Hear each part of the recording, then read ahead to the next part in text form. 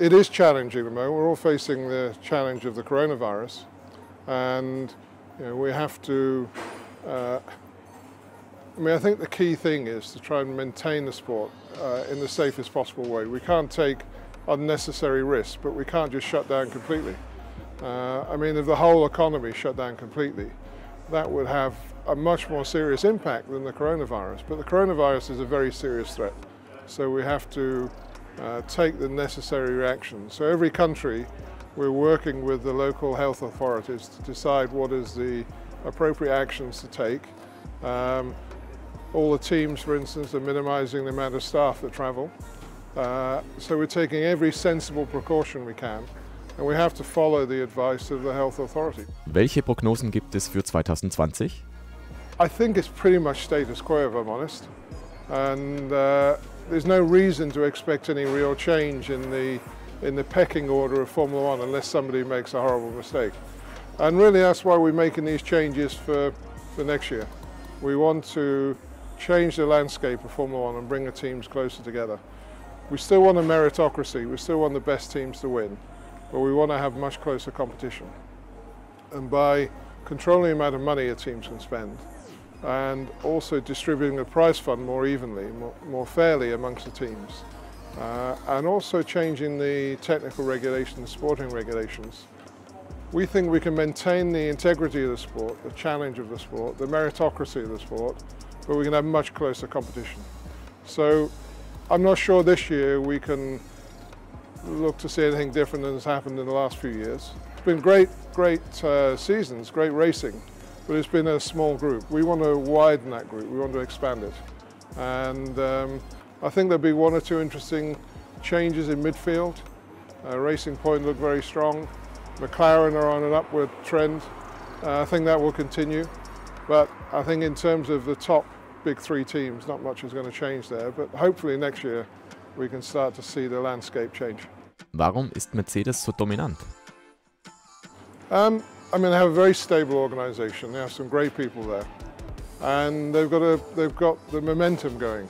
So when you're successful, you start the season, your car's good, everything is under control, and you start the next season. And so whilst you're racing one year, you're already working on the next year. A lot of the teams are trying to catch up. They don't have that capacity to work ahead. And now Mercedes have got ahead. Very difficult to stop them. But they're very well structured, very well organised, probably the biggest budget in Formula One. You put all those things together and it's a steamroller. And whilst we don't want to penalise Mercedes, in the future we want to make success more accessible for more teams. It's a new initiative for Formula One, and it's a new initiative for a sport as complex as ours. Obviously budget caps and cost controls exist in a lot of other sports.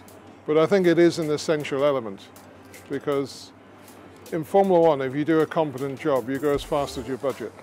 So the more budget you can have, the faster you'll go. And Formula One is a victim of its own success in a way, because it's such a popular sport. The branding that a company like Mercedes gets from success in Formula One is so valuable, they can justify the investments they make. But we also have a group of teams who, like McLaren, like Racing Point, they're not necessarily associated with a huge manufacturer. They can't justify those budgets. So by introducing a cost control, a budget cap, then we can put a lid on the amount that a team can spend.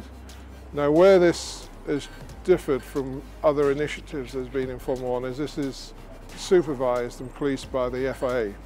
So it's part of the sporting regulations now. It's not a separate side agreement between the teams, it's part of the sporting regulations.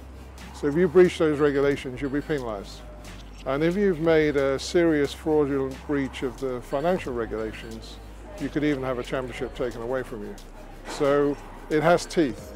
And this year is the dry run. There's no penalties this year, but all the teams are engaging with the FIA to sort out their systems, to report their numbers, to check their auditing, and then next year it goes live. I think the cars will be pretty special. The cars we race now, amazing performance, but they're very hostile in traffic. So when one car's following another, the car behind really struggles. And it's only getting worse every year because of the design of the cars and the detail of the cars. That impact the car that's ahead has on the one behind is getting more and more severe. And with next year's car, we've improved that enormously, and we have a team of people who are monitoring it. So as soon as we see the design start to evolve this year and next year, we can change the regulations to suit. And we have an objective of making sure these cars can race each other. I think they'll look great, but I also think they'll be able to race great as well. And that's one of the things I'm most excited about. Was hat die Formel 1 von Drive to Survive? I think it was really great to show the fans the other side of Formula 1, because most of the fans have only seen what goes on the track or the interviews at the track. And suddenly see behind the scenes, both at the racetracks and at the factories, the bases the teams operate from. I think gave people a fascinating insight.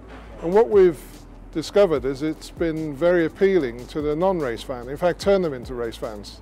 And some of the promoters in the past season have said they've definitely measured the increase in interest in Formula 1 that's come from the Netflix series. And whilst Netflix in itself for us wasn't a hugely profitable venture, in terms of giving greater coverage for Formula 1, it's been fantastic. And that's the type of initiative that we're doing. We're looking at taking a holistic view of how we can live Formula 1.